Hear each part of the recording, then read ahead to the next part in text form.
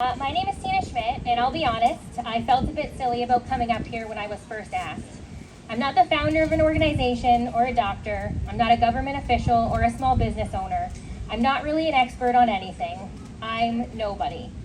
But then I realized that's actually exactly why I should be up here, to let people know that you don't have to have a title or your own organization to make a difference. Anybody can.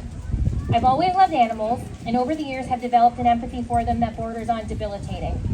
I've had many pets over my lifetime, and my work colleagues have dubbed me Snow White. I have 2 cats at home, like you said, both rescues, and 2 bunnies. The first was a foster fail named Pirate, and the second, to get him a friend, I have Penelope. Over the years, I've adopted gerbils, hamsters, guinea pigs, a Flemish giant rabbit, and my brother's crested gecko when he couldn't care for it anymore. I like to think that I'm relatively experienced when it comes to animals, and I can assure you my fur children are well cared for and, some may say, very spoiled. For years, I followed many rescues and sanctuaries, and in principle, of course, I supported what they did. And in my head, I always thought, one day I want to volunteer. Finally, 4 years ago yesterday, even though it feels like a lot longer, I went on a tour of the Ass Menagerie Sanctuary in Wainfleet, where I fell in love with the animals and felt kindred energy with the founder and other volunteers. That day, I asked about volunteering. Ever since, I've volunteered weekly, and I've learned so much. The individual personalities of the sheep, pigs, goats, alpacas, donkey, horses, turkeys, ducks, and chickens are all so varied and distinct. Pigs, as it turns out, are the most dramatic animals on the planet and regularly give Oscar-worthy performances should anything not be to their liking. They're very put out when they feel you haven't arranged their straw properly, and our pig Bud loves belly rubs and will drop to his side and snore almost instantly if you give them to him. They are very clean and don't even like to dirty their own stalls by going to the bathroom in there if they can help it. They'd much rather sneak into someone else's stall and go there. Turkeys are beautiful and curious animals, and Wendy, one of our females, will lay down in front of you so you'll come pet her until she falls asleep. And sheep can have personalities very similar to a dog, where they just want treats, companionship, and scratches. Not every animal at the Ass Menagerie has a horrible backstory, but several do. Terrible tales of abuse and neglect, some that have produced physical or psychological damage that will carry through the rest of their lives. But at the sanctuary, they get to live their life in the best way for them. An example of what I mean is our horse Fable. She was heavily abused and doesn't like to be close to humans as a result. She has come a long way in the 4 years I've known her. She'll get within a meter or 2 of me of her own accord, and she's okay with being groomed now, but it hasn't always been the case. Her definition of sanctuary doesn't involve being fawned over by people. It's grazing with her son and her donkey friend Laura without having to be nervous about people getting close. So that's what she's given, the space she needs. Meanwhile, we have other residents that are convinced we are servants and want to be near us regularly for snacks and attention. And then there's Humphrey the alpaca, who thinks humans shouldn't exist and would rather body slam us all. Sanctuary is meant to meet the needs of the animals, not the founders, not the volunteers, not the guests. It's safety and peace for those few animals who are lucky enough to have it. I'm most heavily involved with the Ass Menagerie these days, and tasks include stall cleaning. Shoveling poop can actually be very relaxing. Hoof trimming, shearing, providing clean water and food, cleaning the chicken coop, but also graphic design and event support like today. About a month after that tour, in the beginning of my volunteering at the Ass Menagerie, I went for a tour day at Black Goat Sanctuary in Smithville. A larger and ever-growing rescue with sheep, goats, pigs, chickens, guinea hens, turkeys, ducks, and cows. Did you know that a cow has the same type of tongue as a cat? I found that out when Calvin the cow licked my face and gave me an exfoliating treatment. I had another amazing day connecting with the animals in a place that was built to let them live their best life, and I immediately signed up for bi-weekly shifts there cleaning the barn. Currently, their volunteer program is on hold, first due to COVID and the threat of avian flu, and now due to the impending construction of their new and much-needed barn. But I'm working on their new website along with their calendar photography and design for 2024. Farm animals are disregarded by so many, and sadly the number saved is so disproportionate to the number that suffer. But until the world changes and they aren't treated like product, we do what we can for the few that we can. Though many of the animals rescued come from the meat, dairy, or egg industries, There are many that come from homes that weren't prepared or equipped to have them.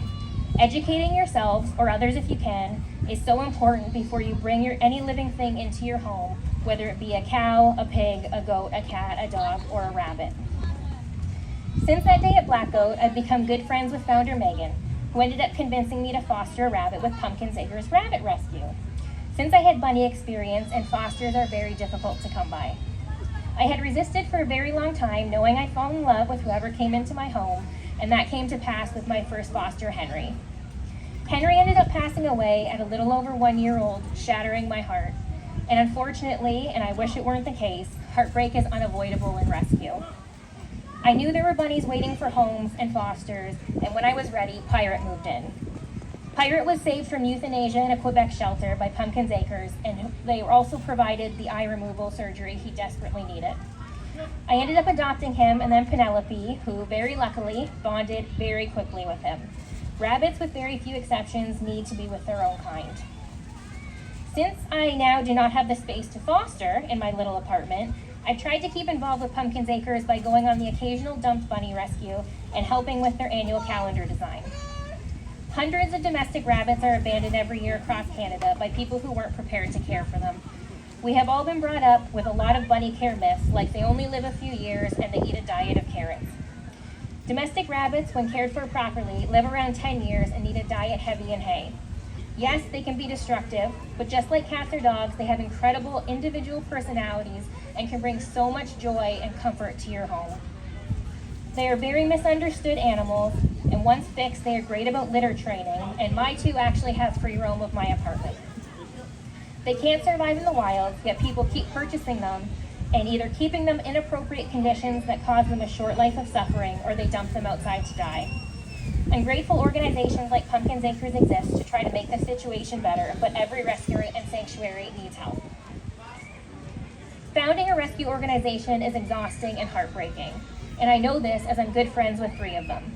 The daily workload is immense, and you're constantly faced with challenges like funding, emergency medical procedures, or having to say no to animals that need help due to space and other constraints. It's never ending, and it's a lot both mentally and physically. I know personally I'm not capable of what the founders of these organizations do, and so I try to play the small part I can. And though it's cliche, the more people that are willing to play a small part, the better off these organizations and the world will be. Yes, they all need cash donations constantly, and none of them are going to say no to your money. But expenses are high to feed and care for animals, and then there are surprise medical expenses that always seem to crop up. Rabbits and farm animals require specialized vets that cost extra, but if you aren't in a position to help financially, which so many of these days aren't, I'm here to give you some ideas about other ways you can help. In addition to money, there are many items you can donate. You can check with a rescue directly about what they need, but many will need towels and blankets in decent condition. The pigs actually all get tucked in at night, so they need blankets all the time. Carriers and cages. X-pens are always needed at Pumpkin's Acres, in addition to proper bedding and rabbit food. Medical supplies can be a good idea for both the animals and the volunteers, and I say that as the most injured volunteer at the Ass Menagerie Sanctuary. Produce is also always welcome, but check to ensure that what you're giving is a healthy choice for the residents. Of course, volunteers are also always desperately needed to take some of the load off. I find shoveling poop to be relaxing, but there are other jobs that can be done as well. At the Ass Menagerie, for example, we have a huge pollinator garden and vegetable garden that need tending to. If getting physical and dirty isn't for you, see what skills you have that you can bring to the table that they might need. I'm a graphic designer, so I use that to help by designing their annual calendars that generate funds or some of the print materials to advertise. And like I mentioned earlier, I'm working on Black Goat's website. They may need someone to help with their social media, which these days is vital to the success of a rescue. Fundraising event planning takes a lot of time and energy, and if that's something you're good at, you can get involved in that way. Or if they have an in-person event, they will likely need day of support, which is a good option if you'd like to get involved but don't have a lot of time to spare through the year, like the Burlington VegFest volunteers. If you're a photographer, you can offer your services so they have images to use, or you're highly organized, you could be a volunteer coordinator that takes some administrative tasks off the table of the leaders. If you're a good writer, someone with time and savvy to write grant applications, it's always helpful, as that's something that falls to the bottom of the list but could be very useful to a rescue. Think outside the box and talk to an organization or two to see what they may need and if you could be a good fit. But if you take on one of these tasks, I do ask that you commit. Volunteers in any capacity are heavily relied on, and those that don't take it seriously or bail at the last minute jeopardize the efforts of that organization. Even if you're volunteering for one day in a year, commit to it and show up. Online auctions and raffles have become a great way for rescues and sanctuaries to fundraise, and they always need prizes. Maybe you have a connection to a business or a service and that are able to donate a prize, or maybe you craft something yourself that you could donate for an auction. A small time commitment for you that can really help. Or sometimes a call will go out for baking, for a bake sale, and a batch of cupcakes or cookies is something you can contribute. There are a lot of small ways that anyone can help. Fosters are always needed for rabbits, cats, dogs, and other small animals. If you can carve a chunk of space in your home and time in your life, you can literally save lives. It's not an exaggeration. When shelters don't have space, animals get euthanized, and the more foster placements that exist, the more animals that can be rescued. Or maybe you just want to be on call and are willing to go out and assist in dump rabbit situations when you're available. They are small animals, but they are quick and clever, and it usually takes several people to catch them, so help is always appreciated. Also, the easiest and quickest way to support a rescue or sanctuary is to follow them on social media and share and like their posts. With algorithms the way that they are these days, the most liked and clicked get out for more people to see them, and the visibility can help generate interest and donations. Even if you don't feel like reading them, click the like and you've done something helpful. Need a new t-shirt or sweater? Skip them all and buy a rescue's merchandise. You'll be advertising for them and financially supporting them at the same time with your purchase. If you're interested in getting involved, reach out to an organization that interests you and see what they may need or if you can help. Think outside the box and know that cleaning stalls or handing over money is not the only way to play a vital role in rescue and sanctuary. I can promise you, you will be better for it. You'll feel good having contributed, and you'll meet people who share your values. I know I've made several fantastic and like-minded friends since getting involved in these 3 organizations, and I like to think I've made a difference. I encourage you, even if rescue or sanctuary isn't the right fit for you, to find another cause that you connect with to volunteer for this year. It might be weekly, monthly, or maybe they have a one-off event that they need same-day support. LGBTQ+, the arts, working with seniors, working with children, hospice is a cause close to my heart, or there are countless illness and disease-related groups that are looking for support. Whatever it is, I really hope I've inspired you to try and get involved in some way, because I can guarantee the organization will be grateful and that your soul will benefit. Thank you.